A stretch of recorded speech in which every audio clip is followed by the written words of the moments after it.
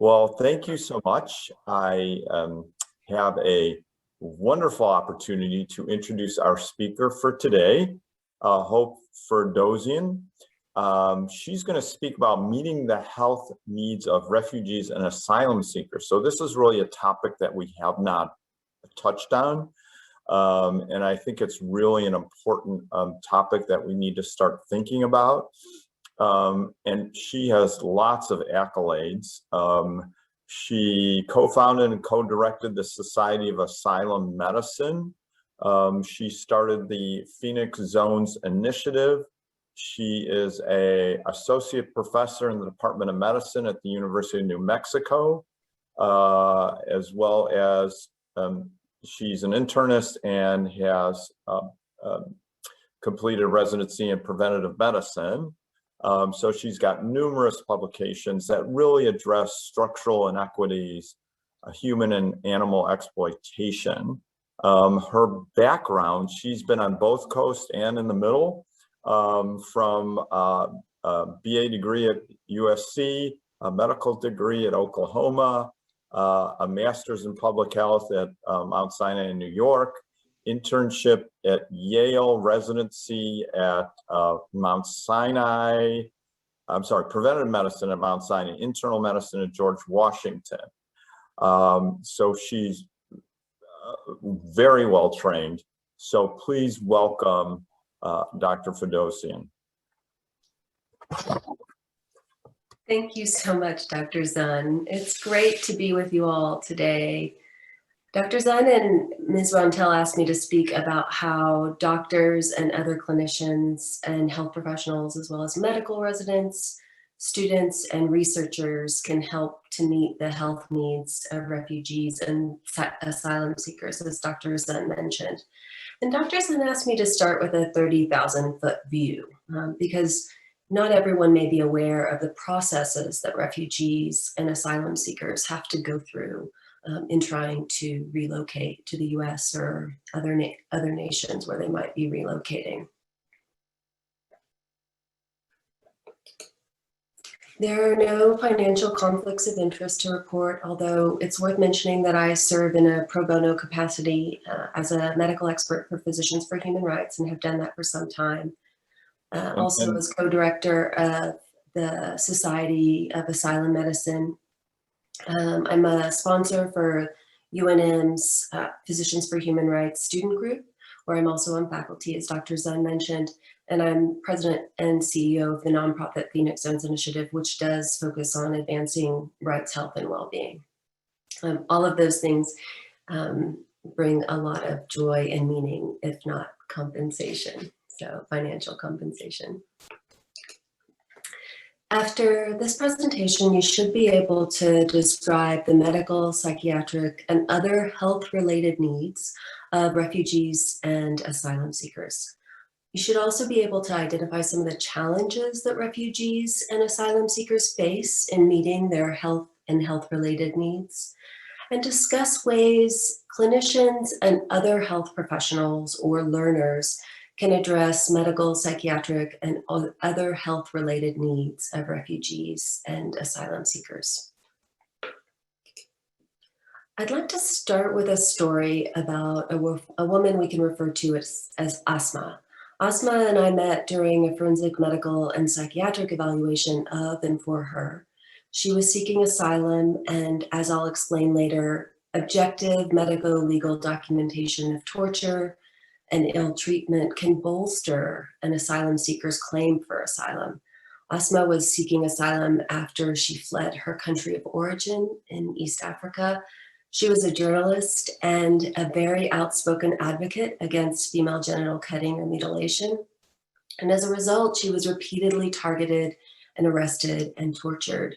And she suffered a number of physical injuries and scars, and she also suffered from PTSD.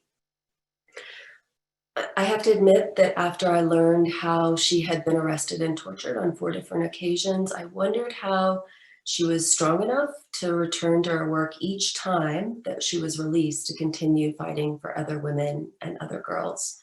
And I'll come back to her story a bit later, so you can learn about whether or not she received asylum or was granted asylum, and how she's doing today. Unfortunately, Asma isn't alone. Worldwide conflict, violence, and persecution have driven up internal and external displacement. If forced to return to their places of origin, many people will face injury or death. This graph you can see is from UNHCR, the UN's refugee agency, and it shows data from the end of 2019. It was published in 2020. There are now more than 80 million, even more than what this graph shows, forcibly displaced people worldwide. Most of them are internally displaced within their countries of origin. And last year, about 26 million qualified as refugees and 4.2 million were asylum seekers. Most people were from Syria, followed by Venezuela, Afghanistan, South Sudan, and Myanmar, all of which are plagued by conflict and war, economically and environmentally impoverished conditions, and human rights violations. And as these people are forced to migrate from their homes, they encounter a range of physical and mental health challenges, including separation from their families and friends, unpredictable or inadequate access to food and water, numerous types of injuries, communicable diseases, physical and sexual assault, and other forms of physical and mental trauma. Before we go further, it's worth defining who qualifies as a migrant, a refugee, or an asylum seeker. A migrant is simply one who migrates. It's an often a necessary, welcome part of life for a lot of people, for a lot of us. But some people really don't have a choice. A refugee is any person outside their country of nationality, or for those who are stateless, the country of their last residence, who is unable or unwilling to return because of persecution or a well-founded fear of persecution on account of their race, religion, nationality, membership in a particular social group, or political opinion. Asma was targeted for her political opinion and what is sometimes referred to as a social group, her gender. The Attorney General and their designees may grant asylum if it's determined that the individual who's applying for asylum is a refugee within the meaning of established law. Asylum law emerged from human rights treaties created after the Second World War, including the Universal Declaration of Human Rights, which was championed by Eleanor Roosevelt. It was bolstered by the UN Convention relating to the status of refugees and the US Refugee Act. And each nation really has their own set of corresponding laws, policies, and rules, some of which are subject to change and some of which have certainly changed within the US over the past few years. To qualify for asylum, an individual must have suffered or be likely to suffer persecution in their nation of origin if they were forced to return. And persecution must be based on their political opinion, race, religion, nationality, or membership of a certain social group. Social group is a sort of controversial term here, and a lot of it depends on case law. They may also have a history or a threat of torture or some other form of abuse that qualifies. And according to case law, the types of harm that count as persecution include extreme physical and emotional harm to the applicant and or their family, detention with physical assault or torture, harm, death, or the disappearance of family members, prolonged detention and interrogation, rape when it's used as so-called punishment on protected grounds, for example, as a result of one's political opinion, race, religion, nationality, or membership in a certain social group, for example, sexual orientation has applied here. And also female genital cutting or mutilation can also count as persecution. All of these types of persecution can leave physical or mental scars, and therefore, as with Asma's case, physicians and other health professionals can play a critical role in the objective documentation of medical and or psychiatric evidence of torture or ill treatment in asylum seekers. And later we'll return to how you can learn more about conducting objective forensic asylum evaluations.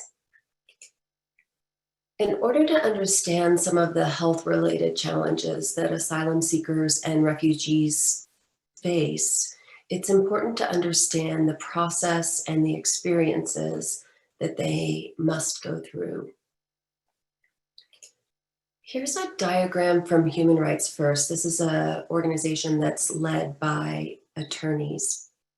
It shows the different ways refugees and asylum seekers can enter the US.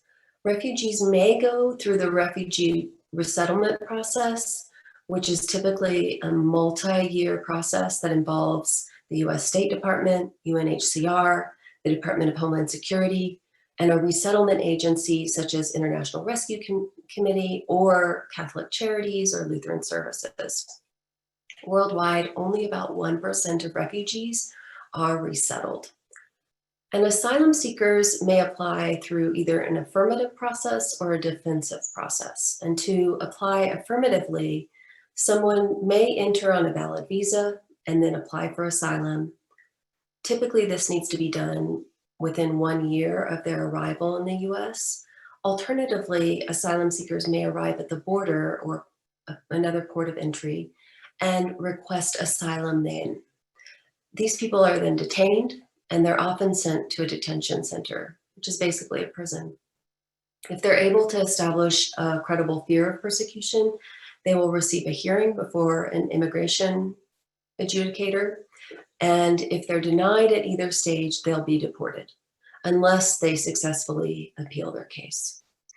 Defensive asylum proceedings occur when someone fleeing persecution doesn't request asylum at the border or if they overstay a valid visa. Immigration and Customs Enforcement, or ICE, becomes involved then, and the asylum seeker can then apply for asylum and appear before an adjudicator. So it's a really complex process that is difficult for many of us to understand. It's difficult for asylum seekers and refugees to understand if they don't have clear advocates. The situation for refugees and asylum seekers changed pretty significantly between 2017 and 2021. For the first time in decades, as you can see here with this graph from the Pew Research Center, beginning in 2017, the US began to trail the rest of the world in refugee resettlement. The number of refugees allowed to enter the US is currently capped at 15,000 people through the end of the fiscal year in September of 2021. And President Biden is planning to increase that maximum number of refugees allowed to enter the US to 125,000 in the next fiscal year, beginning in October of 2021. Likewise, as this graph from the Transactional Records Access Clearinghouse, or TRAC, at Syracuse shows, while the number of asylum seekers rose over the past few years, as it has all around the world, the percentage of denied claims rose disproportionately. And you can see that here with the bars in gray. The darker gray represents those who are granted asylum or other forms of relief, and the lighter gray represents those who were denied their claims. And the black line here shows how asylum requests or applications have been going up.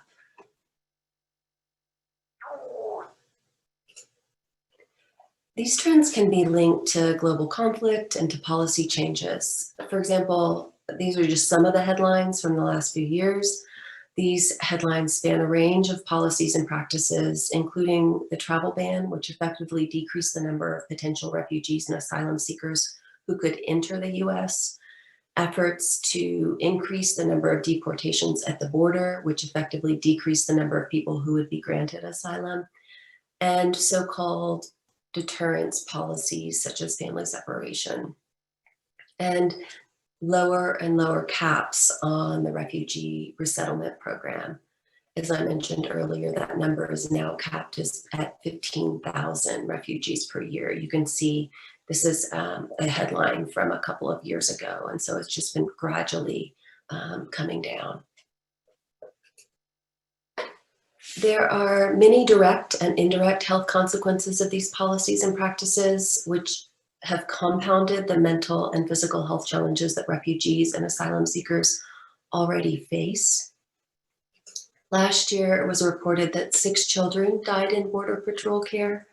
According to autopsies and medical records revealed by ProPublica, 3 children died from flu-related complications, 1 died of sepsis, and 2 died from chronic conditions they had before they crossed the border, before they were brought across the border.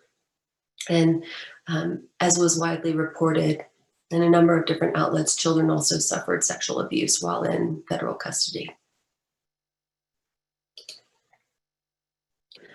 Adults also face a range of physical and mental health threats while in federal custody. The detention of asylum seekers has long been known to cause a range of mental health effects, including PTSD or an exacerbation of PTSD symptoms, depression, suicidal ideation, and a number of other problems. Over the past year, detained asylum seekers were, of course, also exposed to an increased risk for COVID due to crowded conditions in detention centers. And there were many appeals for their release, and a lot of those were not successful. People who were deported also faced abuse or the risk of being killed. In 2020, The Guardian reported on a Human Rights Watch study, which showed that hundreds of Salvadorans were killed, sexually assaulted, or abused in other ways after they were deported from the US. Similar patterns have also emerged as a result of the so-called Remain in Mexico program, which is also known as migrant protection protocols. The policy allows US border officers to return non-Mexican asylum seekers to unsafe locations in Mexico as their claims are adjudicated in US immigration courts, mostly without the benefit of legal assistance.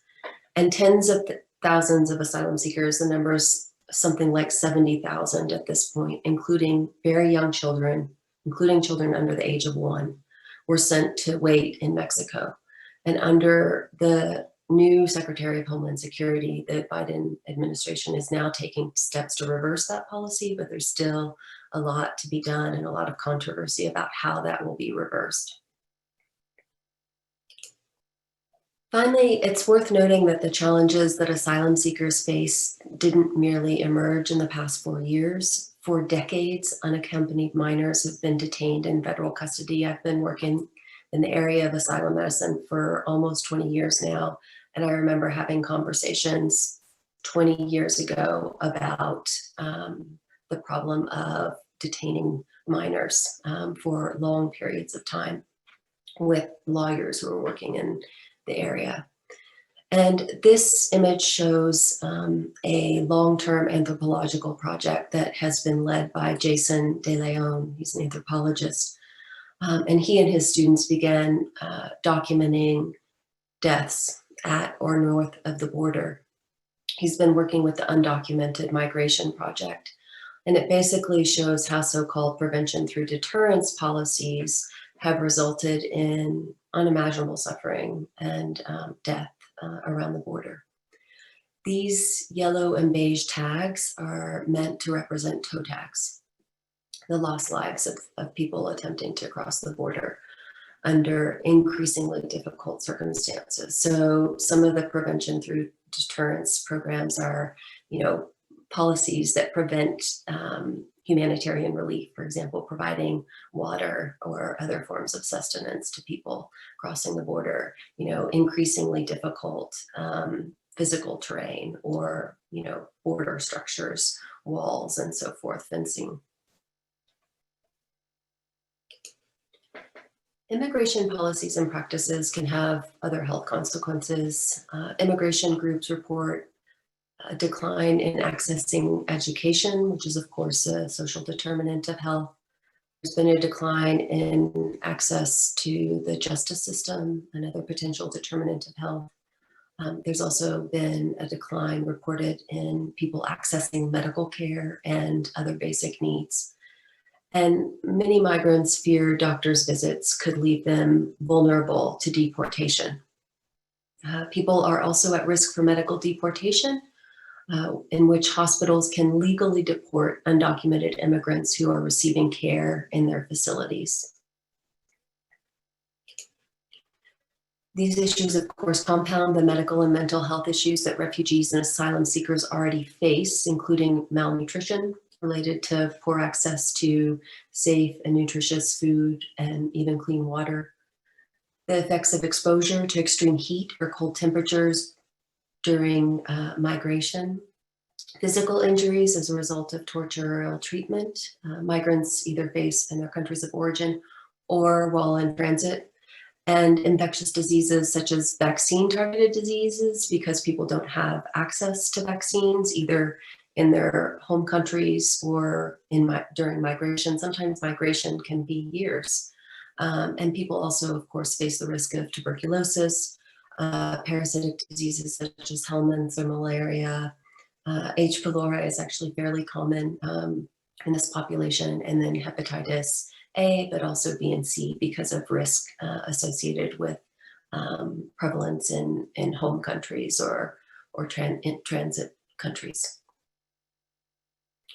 And as a result of various forms of trauma, refugees and asylum seekers may also suffer from PTSD, as I mentioned earlier, depression, anxiety, compulsive disorders, or other mental health issues that don't necessarily meet diagnostic criteria, but still are clinically significant. So why would someone choose to migrate, especially now? And there are, of course, a number of reasons, but I think it helps to hear people's stories. Here are some of the reasons that asylum seekers have shared with me over the years. One woman fleeing her partner said, "I learned to stay quiet and to avoid him. Then he began abusing my children, and the police refused to take an official report." One man who was gay and fleeing persecution told me that he and his partner were at home one day when they experienced a break-in of their home. And he said, before we could even open the door, a crowd had gathered and pushed their way in. The mob began kicking us, beating us with their fists, and whipping us with belts. At one point, it looked like nearly 100 people had gathered, and I thought this was it, that we were going to be killed, but for one woman in the crowd who pleaded that we could just be handed over to the police. This did not stop the beating and torture. He was also persecuted while in custody. One woman who was fleeing from the husband that she had been forced to marry told me, he said he could do anything he wanted to me, that he owned me. So what can doctors, other health professionals, medical residents, medical students, other students, and researchers do to help? There's a lot.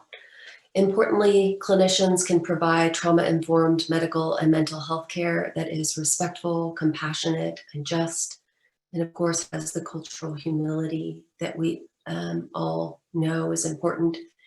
It's also useful to be aware of national and local legal and social service resources that refugees and asylum seekers can benefit from, and I'm happy to talk more about some of those later, particularly those that I haven't or won't mention. Medical insurance and other resources available to refugees and asylum seekers include Medicaid and the exchange for documented immigrants, emergency Medicaid services for undocumented immigrants, and some others. Nutrition programs like WIC, school breakfast and lunch, summer meals for documented and undocumented children. And there are, of course, local hospital and outpatient charity care and community healthcare centers. You all would know more about what's available specifically in your area. But I found that everywhere I've worked and everywhere I've gone, I've been able to find places that serve refugees, asylum seekers, other migrants for reduced cost or no cost.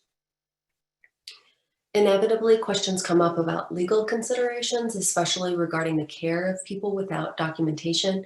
And here I should just note there is no general duty to report those without documentation, and all information provided by patients is of course protected by HIPAA. So reporting someone to legal authorities could be considered a HIPAA violation. There's also no legal duty to treat, except generally in emergency settings.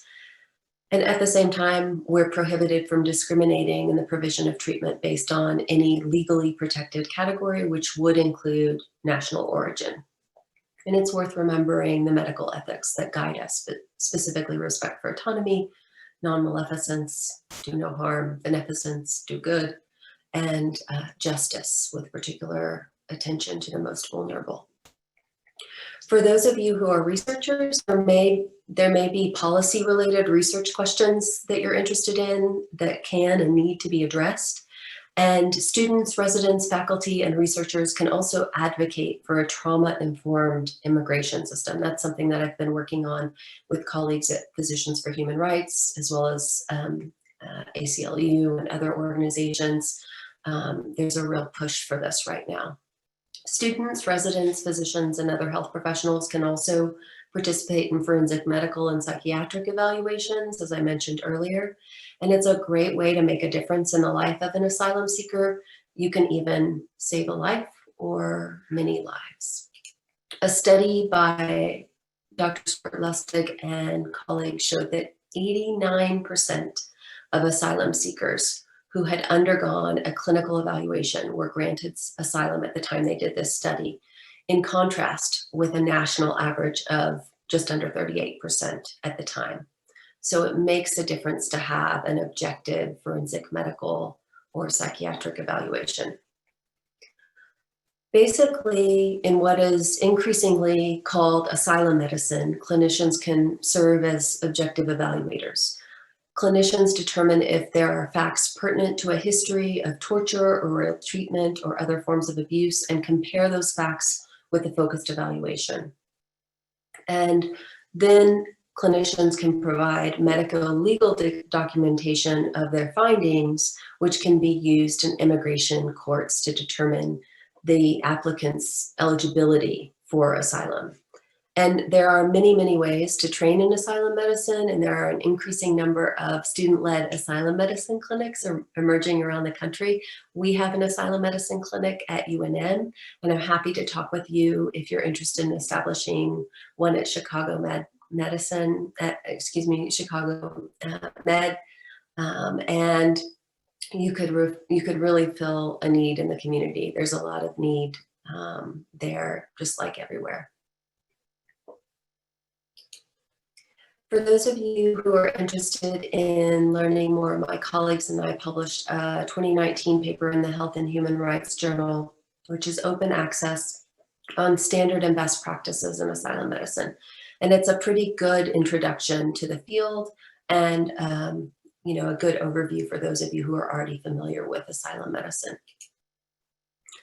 I've had the privilege of working in asylum medicine for almost 20 years, as I mentioned earlier, and it's probably been one of the most rewarding aspects of medicine.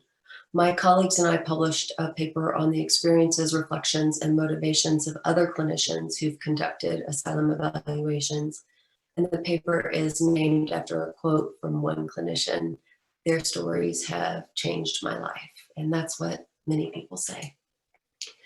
Now's a good time to tell you more about Asma. After about a year after we met, she was granted asylum, and she later became my patient. It was a couple of years after I first met her.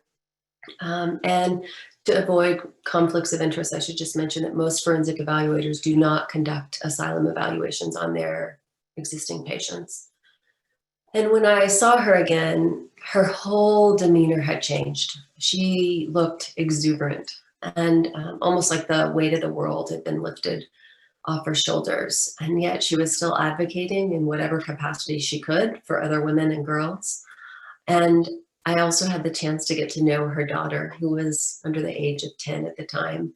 And she was becoming as much of a force as her mother was. And of course, the challenges for her family didn't end. Part of her family was still back in their country of origin.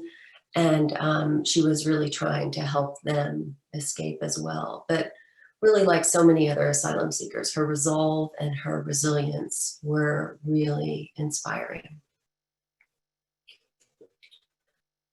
So we've covered a lot of ground today. If you're interested in learning more, you can check out a number of different resources. These are some that might be most helpful.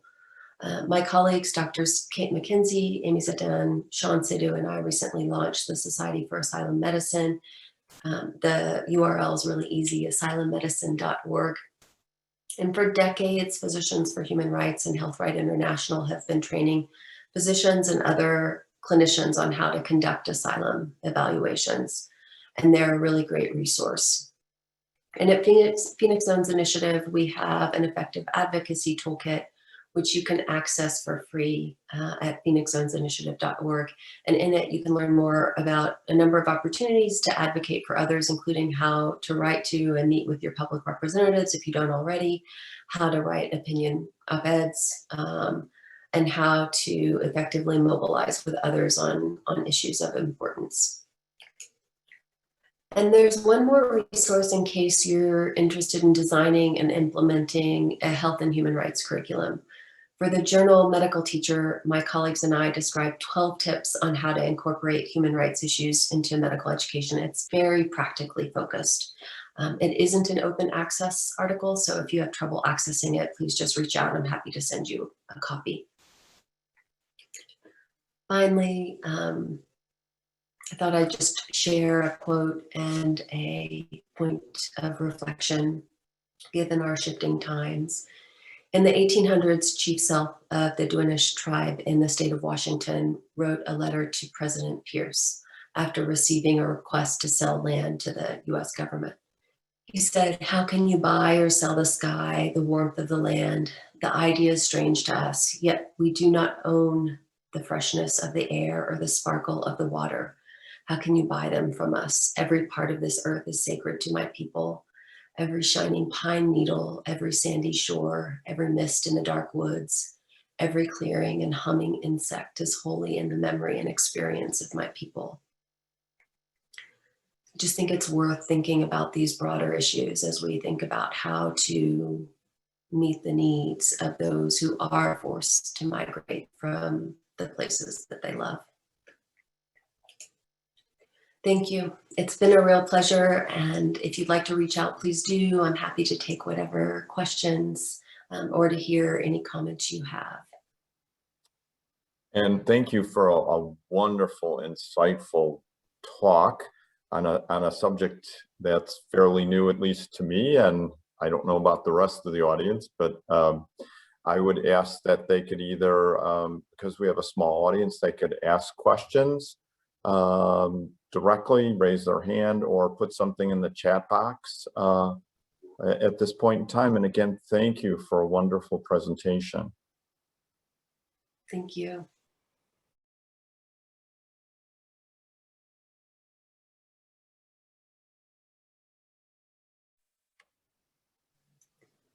One of the things we found is that if you build it, and in that I'm referring to an asylum medicine clinic in particular, they will come. And so word spreads pretty quickly.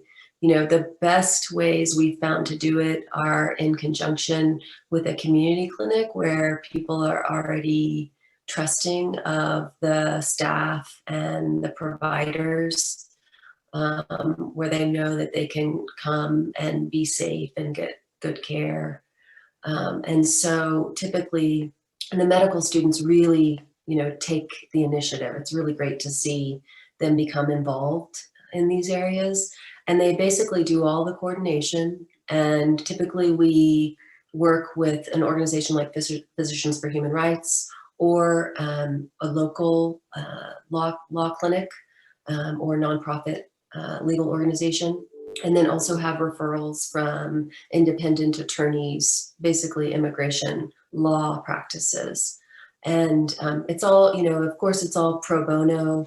Medical faculty rotate, and We typically host trainings in conjunction, to basically increase the number of faculty who are interested, the number of students who are interested, the number of residents across various disciplines who are interested.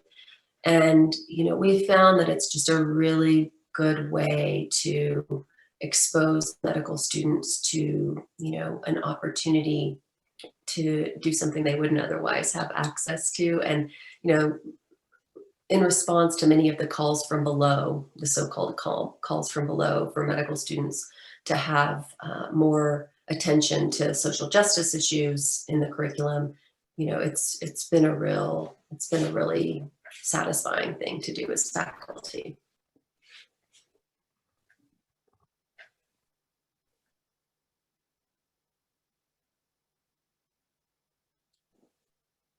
Well, since everybody else is, oh, I'm sorry, there is a question in the chat box. I had a question too, but can you recommend how can the unique issues of refugees be incorporated into medical education? Great question.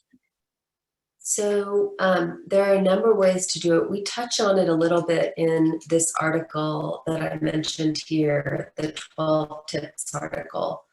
And, we, in thinking about this, one is it should be interprofessional. And, so it should involve not only medical faculty, but also legal faculty, for example, or guest invited lecturers.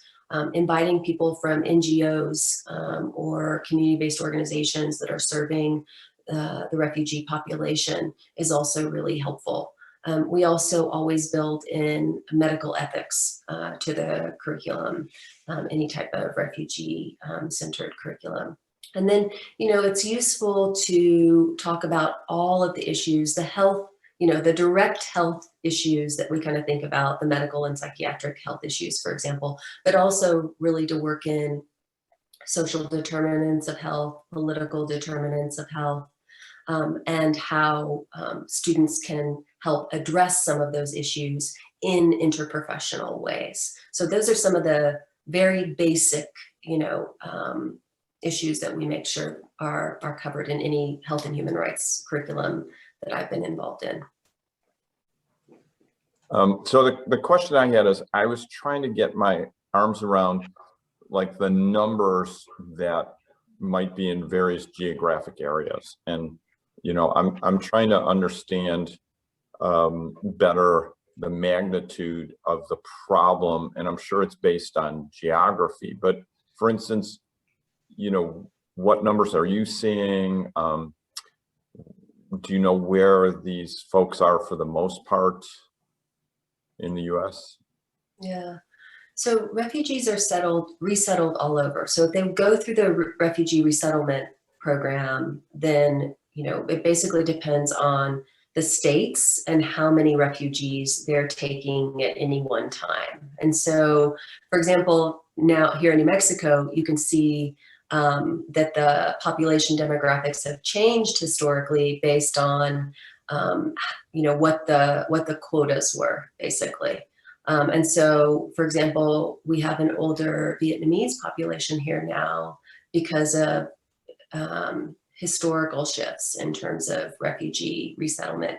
More recently, we've had more of an influx of Syrian refugees. That was before policy changes over the past 4 years.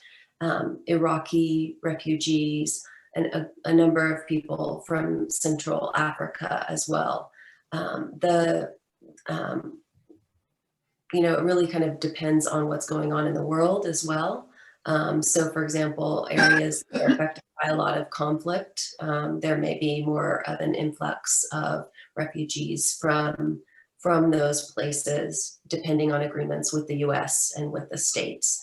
So for example, right now, here in New Mexico and across the US, there's a fairly large influx of Congolese refugees.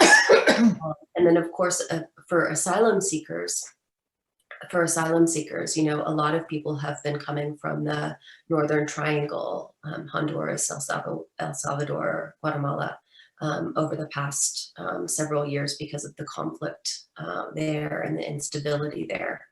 And, of course, that has largely stopped recently. The number of asylees entering the US has really dwindled with changes at the border and changes in the administration's policies.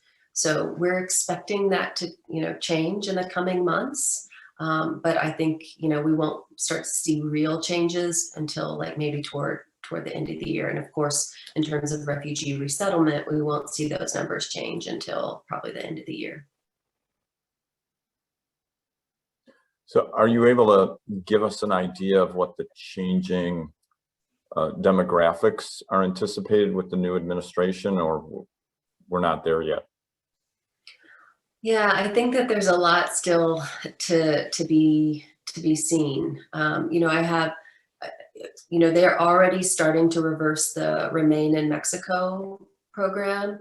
And a lot of the people who are enrolled in that program have come from the Northern Triangle, but people come from all over through the southern border. A lot of people come from Eastern Africa, parts of Asia, the Middle East, and so it really kind of depends on. There's no quotas for asylum. There are at least not supposed to be any quotas for asylum. Each case is supposed to be adjudicated, but obviously it very much depends on which district court you're talking about, and which judge you're dealing with. The biggest determinant of whether or not someone gets asylum is what court they're before, and whether or not they have legal representation.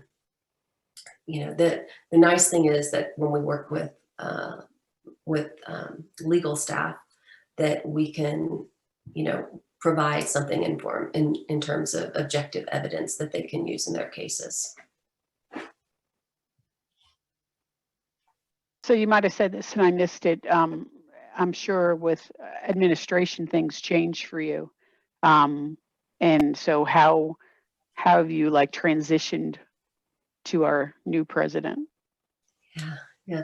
So, just to give you an idea, we were not seeing very many asylum seekers over the past 6 months or so in our asylum medicine clinic. And the legal organizations that we work with were not receiving very many requests, for working with asylum seekers. And really because it was becoming so difficult with the changes in rules, a lot of people were holding off on applying for asylum if they were already here.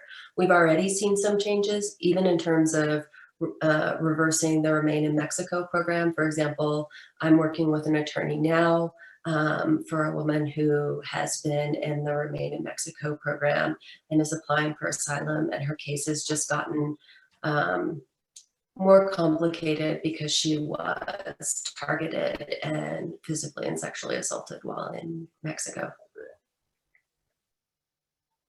So we expect to see some changes, some good changes for asylum seekers and refugees, but there's always a hesitancy, I think, to quickly reverse things. And like I said earlier, some of these issues have been long-standing, and so some of us who are also advocating for change outside of our roles as objective forensic evaluators, we are, really calling for policymakers to look at the system and to implement more of a trauma-informed system. Make sure, as many people as possible have some form of access to some form of legal representation. Making sure that the courts are attentive to the need for a trauma-informed approach, kind of like we have or supposed to have in our criminal justice system for victims. So there are a number of changes that, given the opportunity, some of us are trying to push for more evidence-based policy and practice changes.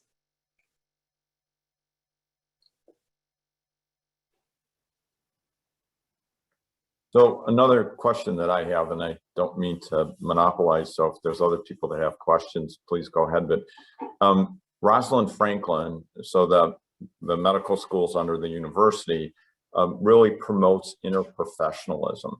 And so we have physician assistant school, physical therapy, nurse practitioners are coming up, podiatry, pharmacy, I'm sure I'm forgetting one or two, but how would you envision integrating all those folks into some interdisciplinary approach to these patients?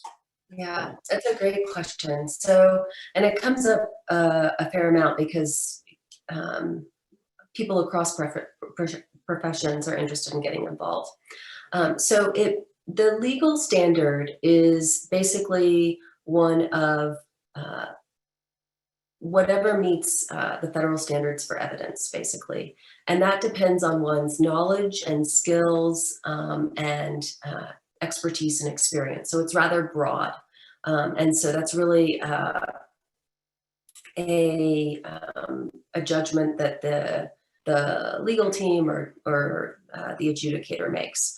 It differs from place to place as to whether or not judges will accept an affidavit, for example, from a PA or an NP.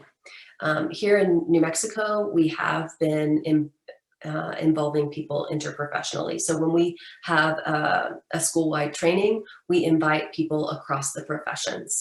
And so it would just be useful to know what the judges are expecting, and the attorneys that you partner with would know that in terms of medical background. But either way, there's an opportunity for everyone to be involved. Sometimes the medical students research the country conditions in advance. There are also opportunities to set up a parallel clinic that provides care and isn't focused on the objective medical or psychiatric evaluation. So there are a number of different things that you can do interprofessionally, and it really just depends on the interest and the legal situation there. So again, I want to thank you so much. And for my colleagues who have joined us, I believe we're recording this, and we're also talked about doing a podcast just to do an overview of that, of the topic as well. So I want to thank everyone for joining us, and I want to thank Dr. Ferdowsian for an excellent presentation. Thank you. It's been such a pleasure. I love what you're doing with your ground series.